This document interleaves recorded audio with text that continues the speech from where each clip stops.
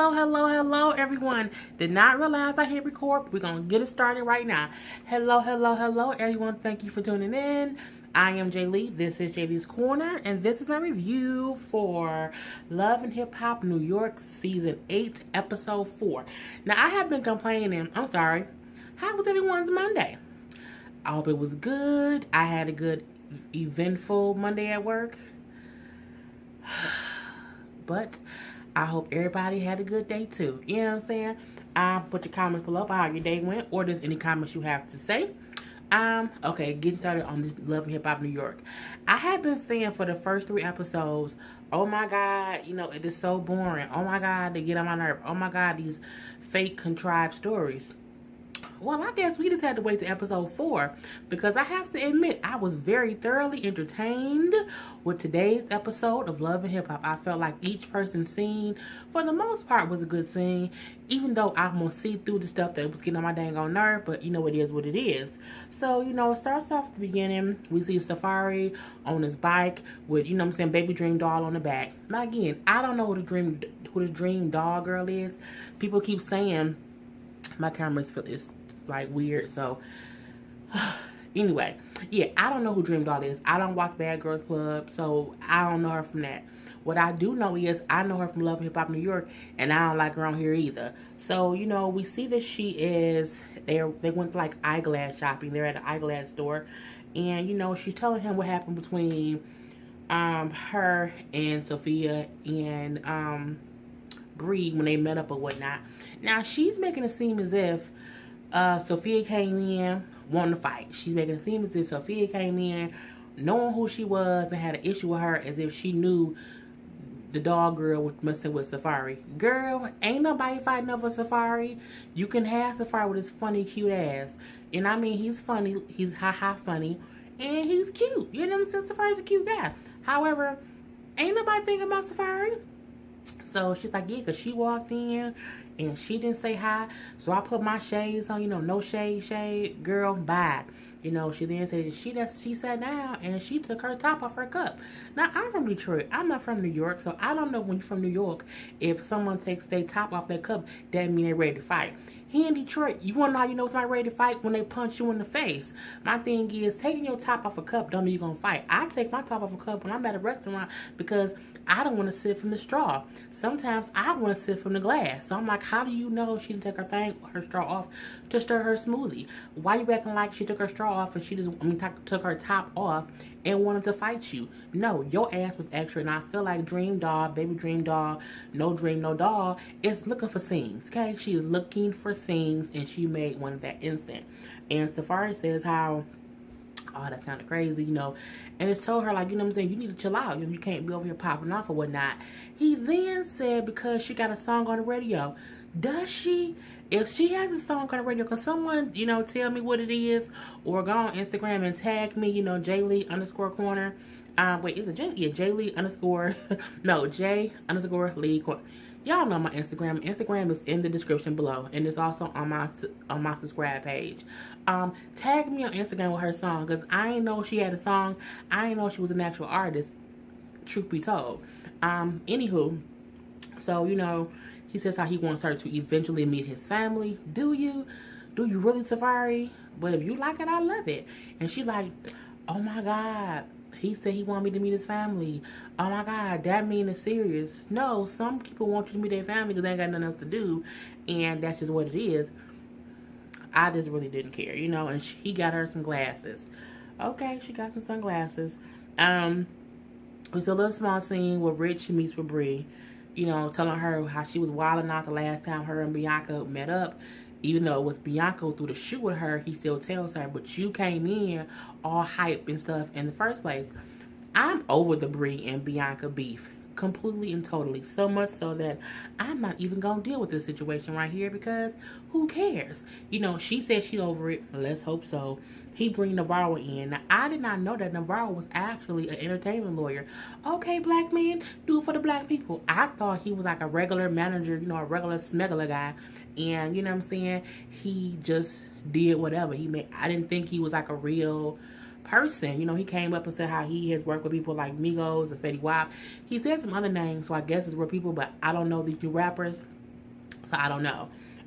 But this is how, Rich is saying how, because he and Bree are working together now, if he has any deals for her, he would want Navarro to work on her contracts. Okay, we shall see.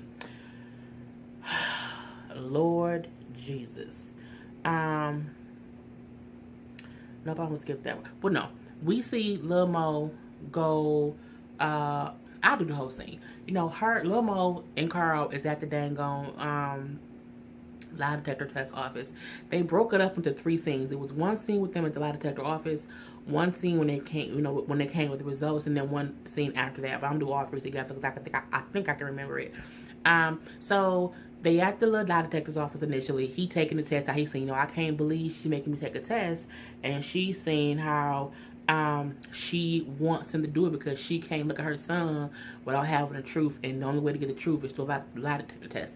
I feel differently. I feel like a lie detector test sometimes isn't foolproof. A lie detector test basically just monitors your levels, like your stress levels and how you react to certain questions, and anyone can fail a lie detector test. I don't think it should be held to such high regard that, oh my God, if he failed, he's completely lying to me. It just means there's some deceit within something. So we see that part. Later on, we found out Carl ass failed the lie detector test. I'm like, Carl, I'm like, Carl, I'm gonna get, because I have my notes down and scroll down. Carl, you failed. Now all this time, I'm saying, I think it's some bullshit. I don't think this is a real scene. Why would she come on Love and Hip Hop and have this be her storyline? I don't believe it. And lo and behold, he failed the lie detector test. Not only did he fail the lie detector test, he says he has not had sex with anyone else, but he admits to where he has been exchanging inappropriate texts with some females. He says him and the girls have been sending nude photos to each other. So you out here sending your penis picture to other people and you a married man? That is a form of cheating. And she over there crying like, this is my 3rd marriage. I want this to be my last marriage. We had 5 kids together. I think she had 5 on her own. I think there's like a total of maybe like 7 or 8 kids between all of them, between the kids that he has and kids that she has. So, she's like, I don't know what to do. So they bring in Dr. Jeff. Now, Dr. Jeff is the doctor who's been on many of other shows. If you don't know who he is, you can Google him. And, he's just asked, like, what's going on here? And she's like, we had the lie detector test, and he failed. He admits that he's been, exchanging these naked photos with these girls. And the doctor like, oh, so women were sending you naked photos? And he's like, no, we both were sending them to each other. I'm like, he said it as if it was nothing. And the doctor was like, Carl, that's cheating. And it is. And he like, if Mo was doing that, you'll be very, very upset. Like, oh, hell yeah, I would. See? Then you shouldn't be doing anything that you do that you wouldn't want your mate to do is cheating, okay? And if you want your mate to do it and you don't consider it cheating, then maybe y'all shouldn't be mates, okay? So, Mo was saying like she don't know why this keeps happening to her. She does not know what to do. And that typically when she finds out the person she's with is cheating, she leaves. She's like, when I met you, I just thought you was perfect. I thought you were just the perfect man. But now, dealing with this, I just don't know what to do. And, he said how he loves her. He's sorry for hurting her.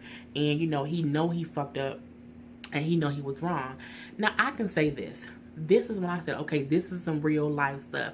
Like, because she was crying. And I don't feel like he's a good actor. I don't.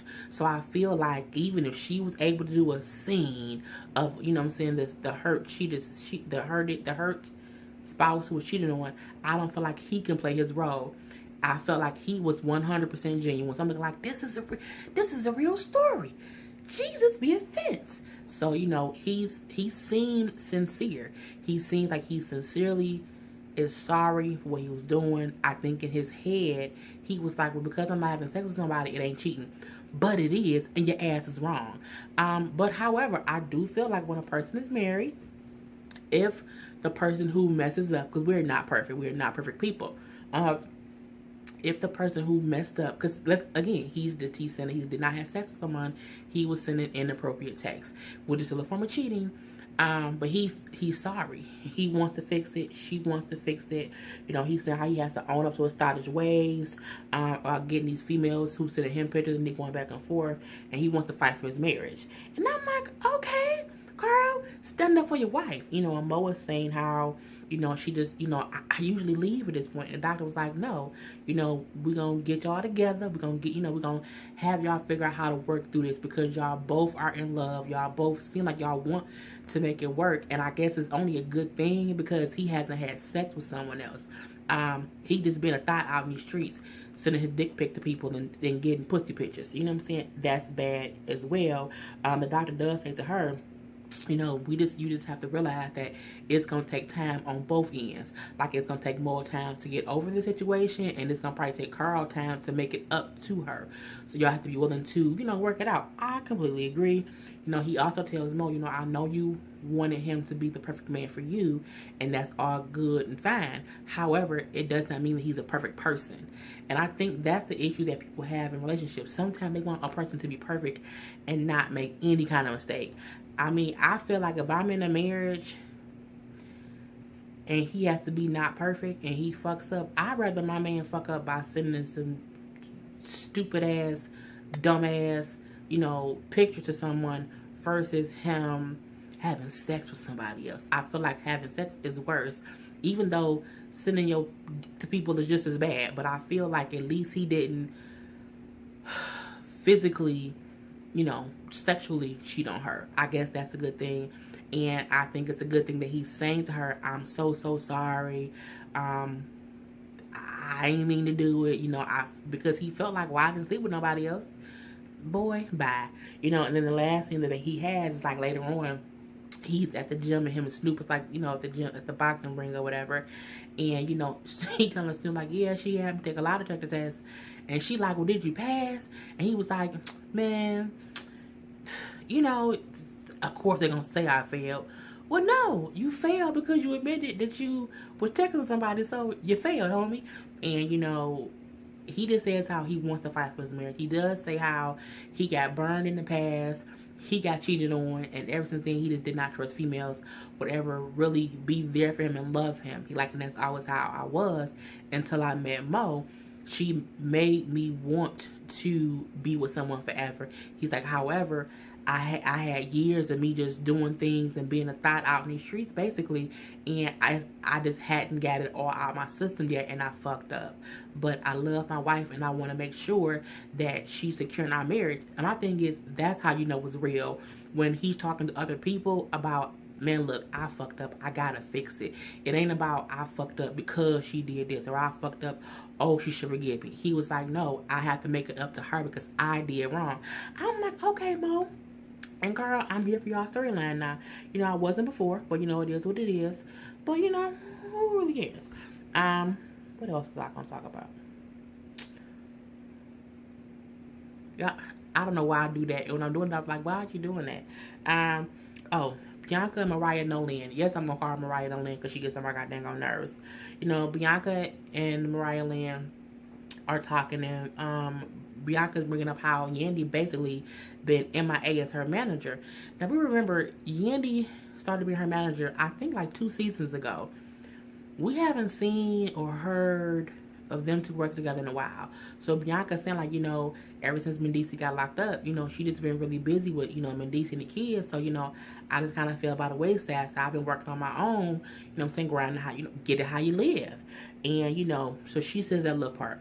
Then here go Mariah into her whole part about the whole thing with her and Sophia, and you know how, you know, Sophia shouldn't be Sophia the body, who she talking about the whole scene at the photo shoot, the video shoot when her and Sophia got into it, because she hasn't talked to Bianca since then.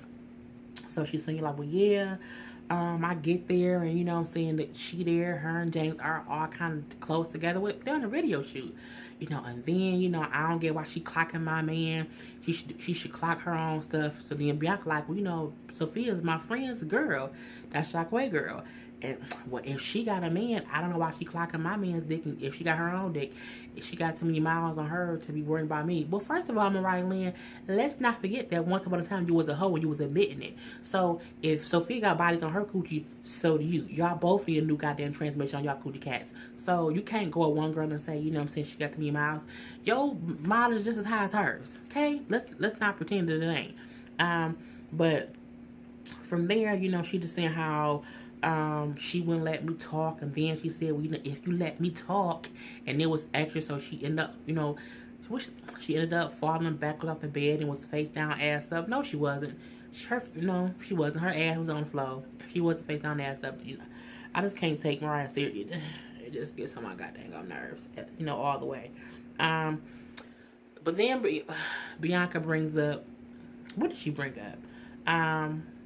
She brings up how she, the whole thing with her and Bree got into it at the little show, how she threw the shoe. She then brings up how she met with Dream Baby Doll, and how Dream Baby Doll is supposedly team Bree, and was saying, well, yeah, if you got beef with Bree, then I got beef with you. We can all be beefing together, including Mariah Lynn. And so now Mariah Lynn is like, well, why is she bringing me into it? What's this got to do with me? I don't know what's going on. And then, Mariah like, if she want to fight me, it's on the popping. Let me tell y'all something. Any female artists who about their music and about their business, about their crafts, if they are ever in these streets saying, we can fight whenever, they not about their money. You know what I'm saying?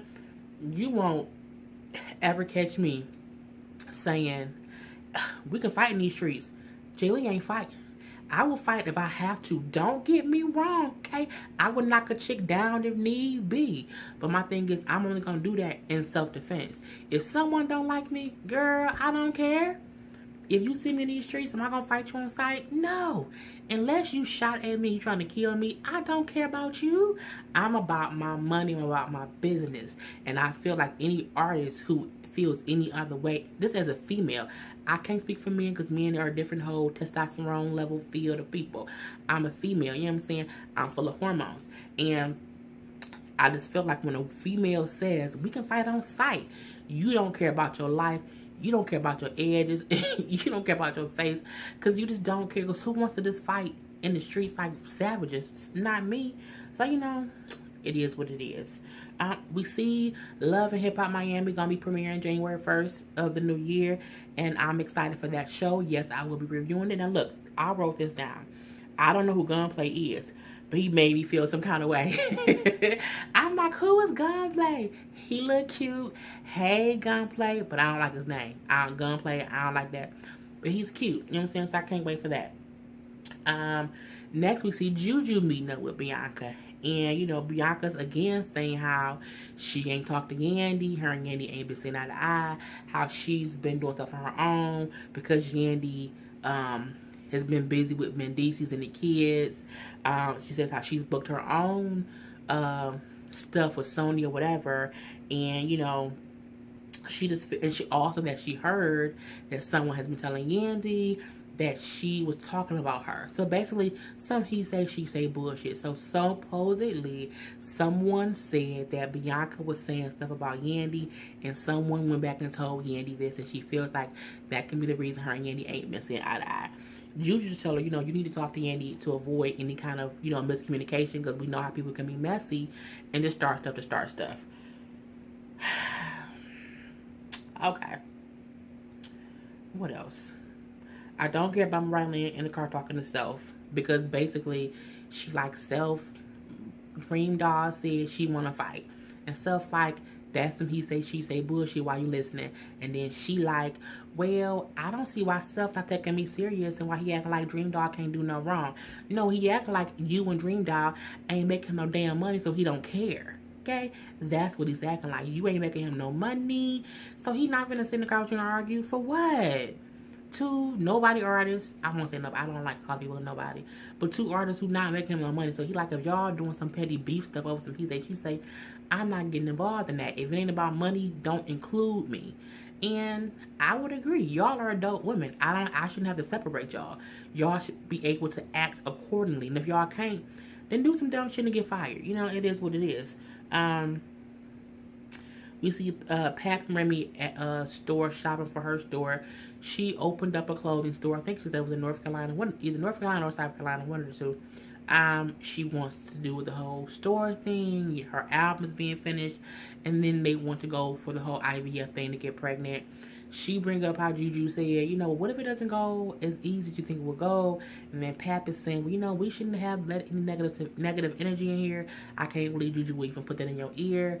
We just have to be positive. Like, this is going to be a positive experience, a positive pregnancy, and the best pregnancy that you've ever had. Okay, that's all it was. You know, ain't no point in focusing on it. Because I didn't, I hope they get pregnant there and they have beautiful babies. But I just, okay, next. Um, Safari. So Safari uncle, as we see in this episode, was murdered. It was, I can't joke about murder. We see Dream Daughter there consoling him because he's crying, of course, because he's sad. The uncle was stabbed to death. He said his mom knew something was up when, like, the uncle didn't call her or talk to her. They went to the uncle's house and he was found stabbed to death in the kitchen, and the police don't know who did it. Very, very, very, very sad. My condolences to his family. Dream Daughter was saying, you need to be strong. You got to be brave. You can't be, you're the man of it now. You have to be there for everyone else. I don't agree with that. I hate when people tell someone how to grieve. If, I tell people since my father passed away, I tell people, if you feel like crying, you need to cry. You need to grieve. You don't have to be strong. So my thing is, I just don't agree with her telling him, you got to be strong. No, you don't. He's sad. He grieving. Everyone has the right to grieve. And I'm going to leave it at that. So, condolences to his family. Juju and Yandy meet up. And Juju was because I'm trying to get to the end scene, because I want this to be under 30-something minutes. Juju's how she met with Bianca, and how someone told Bianca that someone told, again, he say, she say. Bianca said someone telling Yandy some stuff that she said, and she said she didn't do it. And, Handy Yandy, as I'm going to call her ass, because she's always handy with a goddamn excuse. She's saying, well, yeah, I don't know why she would go around talking about me. And Juju saying, well, she don't even know who said something. And then Yandy like, what, it don't matter who told me. But yes, it does, Yandy. It absolutely does. Because my thing is, whoever told you should say where they got it from. And then come to find out, it was Jonathan's messy ass who told Yandy that someone told him supposedly the most exact definition of he say, she say. Someone said that they heard Bianca say something, and then they told Jonathan. Jonathan then told Yandy. He say, she say. As adults is stupid. So, Yandy's saying, like, it don't matter who told me. What matters is what she said. And my thing is, if that's your sister, that's my baby sister, why don't you call and talk to her?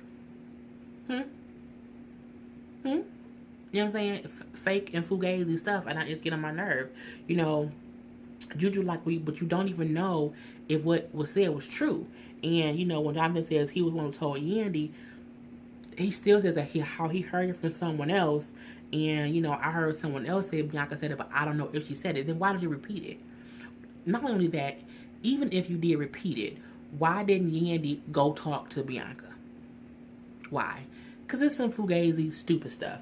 Juju was telling Yandy how, it's not fair for her to be acting as if, well, I don't have to say who said it, and, that part don't matter, because, and he my friend, so he wouldn't. And she like, Juju was like, that ain't fair, Yandy. That's not how friendship roll. And it's not. She says, she asked Jonathan, who his source is, and when he says he can't say who it is, and she like, well, if you don't know if Bianca said it, and you weren't there, because you don't know if she said it because you wasn't there, so how can you say what you heard? And he just like, well, she's my friend, so of course I told her.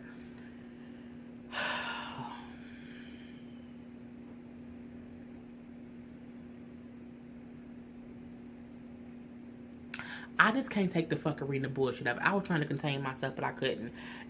Juju to me was the only sound person and only sane person, only adult. Even Yandy, I don't know if Yandy getting old and dumb, or she just needs a storyline so bad that she does not mind putting herself into messy bullshit. My thing is, you got pissed off at Judy and at Mendices for believing some he said, she said from his mama. But you don't see how you should listen to he say, she say from Jonathan on messy ass. Girl, bye. Girl, bye. Please get Yandy's ass off the seasons if she don't have a storyline. Because this shit she making up is getting on my damn nerves. But Juju was just saying, you need to talk to her and y'all need to get it straightened out. And, okay, whatever. A little bit of this. Rich and Anais, I'm just going to say they had sex. Why? Because they was at a restaurant talking. I don't know why. And she flirting with him. He flirting with her. He noticed a ring on her finger. She said that she not really married. It's just there for decoration. But her ass is married. And, she get closer. And she opened up his shirt, saying, "Let me see what's inside." She then kissed his chest and, "I want to see what you smell like." He then say, "Let me tell you a secret," and he all sucking up all in her ear. And then the next thing we know, they went to the hotel room. So I'm just gonna say they had sex. I'm not here for the whole Rich and Anais drama of it.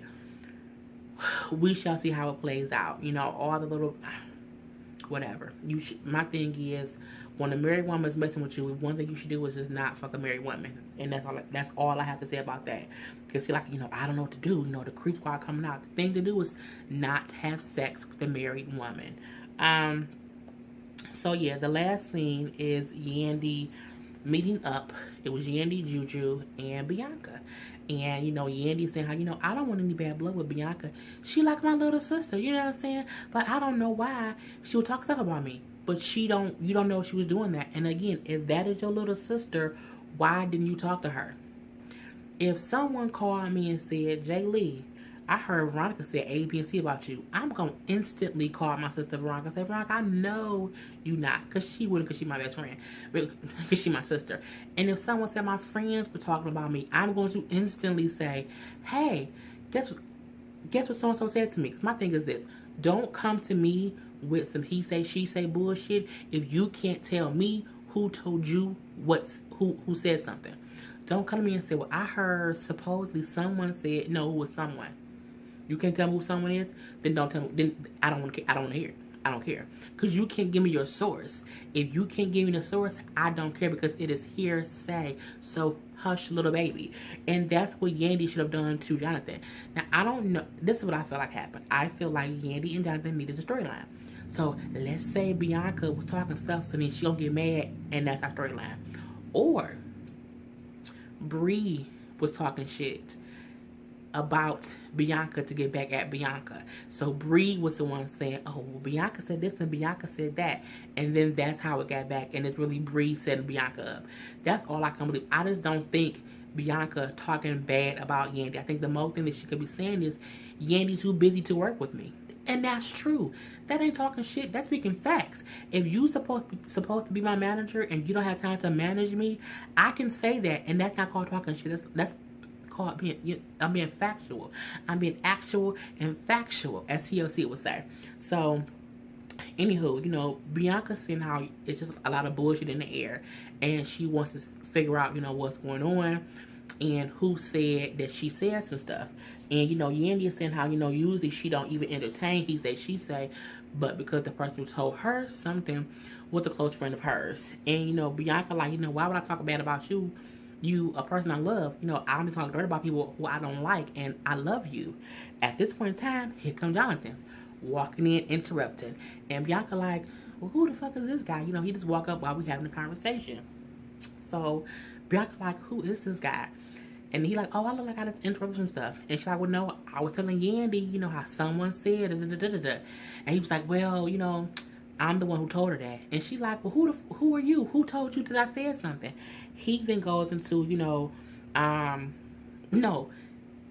Bianca, I love Bianca for this. She said, "You know what? You a grown man in these streets."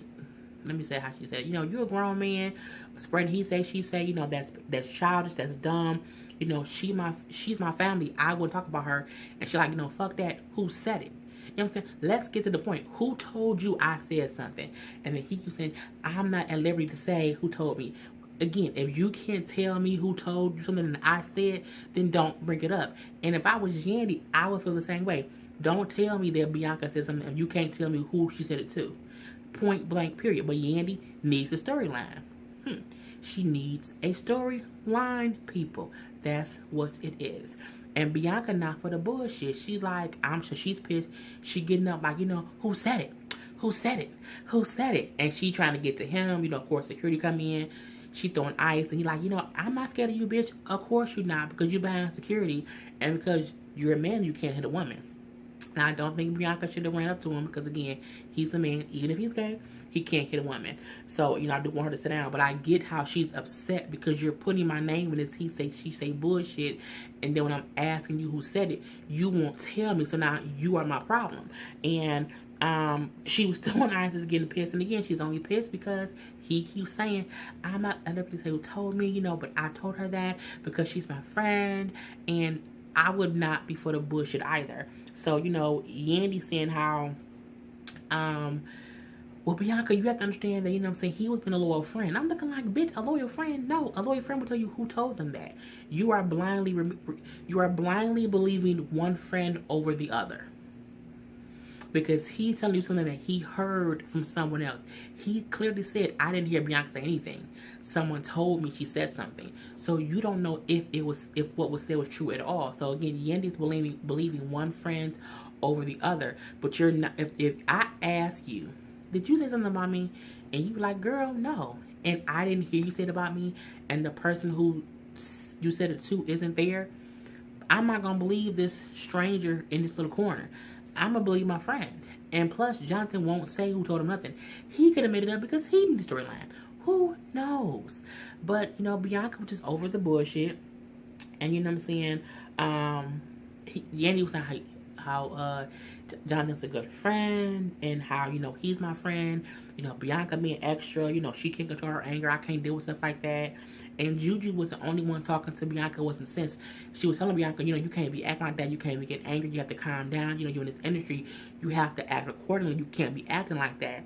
And, you know, however, not Jonathan wants to say, you know what, I want to apologize to you because, you know, I didn't hear it from you. And, you know, I can't say who said it. So I apologize to you. I'm so sorry for any issues that I caused.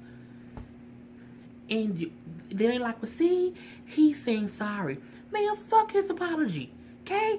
Fuck his whole apology. Because when I kept asking him who said it, you kept on acting like you couldn't say who said it, but you wasn't sorry for repeating some he said, she said bullshit. I could care less about your apology right now. And then she like, my mama told me if I don't have nothing to say, nothing nice to say, to not say nothing at all. And so when he could ask his apologize, I would be the same way. Fuck your apology. And then you're like, she is such a brat. Man, fuck you, Yandy. I just can't. Yandy has ruined, I feel like she's ruined her image in the eyes of the viewers of Love and Hip Hop New York. And that's how the episode went off, of course. Because she's faking Fugazi. And it's like Yandy's doing whatever she can to stay on Love and Hip Hop. Because I feel like she has nothing else. And Mendes is in jail. So she has no storyline with him. And she's including who, like last season, she had his baby mamas. This season, she's had his mama. Now she's including the Jonathan dude. Now she's including Juju. And her scenes are all coming from someone having some kind of issue with her. She has no storyline. And it aggravates me to all end. So, put your comments below of how you felt about the episode. That was my review. I'm about to watch Teen Mom and review that. So, until next time, I am Jay Lee. This is Jay Lee's Corner. Peace.